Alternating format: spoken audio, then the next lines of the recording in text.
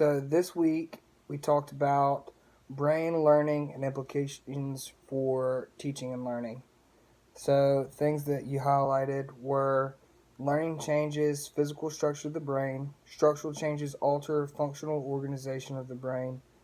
In other words, learning organizes and reorganizes the brain. Different parts of the brain may be ready to learn at different times. So the video's got to be short. So I'm going to talk about the part that was most interesting to me, which was brain-based learning video by Glenda Hoffman. And so she approached education from the brain. And so when she was looking at special education, she came up with this rule called the 80-20 rule. 20% of students produce 80% of the problems. And special ed costs 2 to 3 times more than conventional education for a student that doesn't have any disabilities. So she thought, what causes these disabilities? And one thing she noticed or said was that problems begin before academics and problems show up later.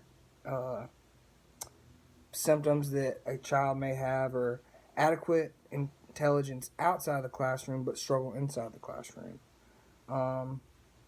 And she gave an example of this, learning problems unrelated to intelligence. She gave an example of a 8-year-old girl who scored 165 on IQ test, but when she gave the child a page of pictures where she was supposed to draw, she couldn't do it.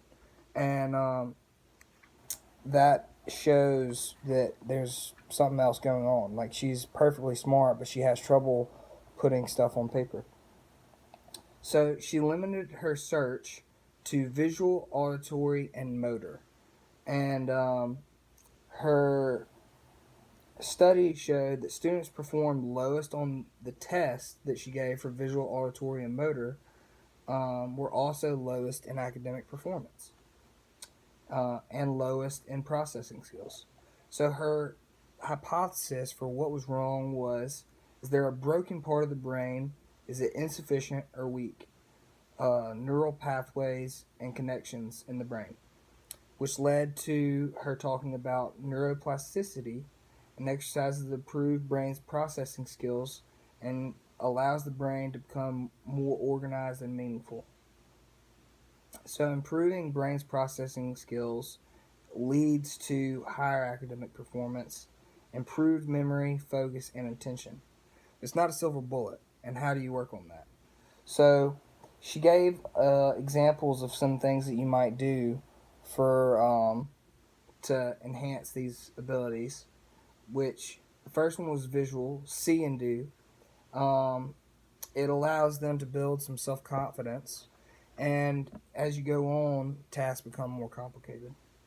Auditory, hear and do, which test memory, and then you can add distractions, duration in between whenever they hear something and they have to do it or repeat it. And then motor skills, which are like a speed ladder or walking across a balance beam. Or she actually studied high school football players and their balance test, and they weren't very good at first, but then they became better, and they came back to the students later, and their reading scores went up 15%. So it is correlated somehow on developing regions of the brain. So the main thing that I wanted to talk about was the implications on education. And whenever I heard that she was doing these tests, see and do, the visual aspect, one of my friends he's an Army sniper, Special Forces, and anyway, whenever he was going through boot camp, they did these things called chem games. So at the start of the day, they'd wake up, they'd do their bed and everything and all that, but the first task they had to do outside of their barracks was to go into a room, memorize everything that was in that room, the color, location, everything, and then they'd have to write down on a note card a list of describing everything, and also draw a picture of where everything was. And as he went through the training to become a sniper, the duration increased, the time they had to remember that, and the things that they were given to remember were more and more complicated. They had drill, they do all their training, and then at the end of the day, they'd have to come back and do it.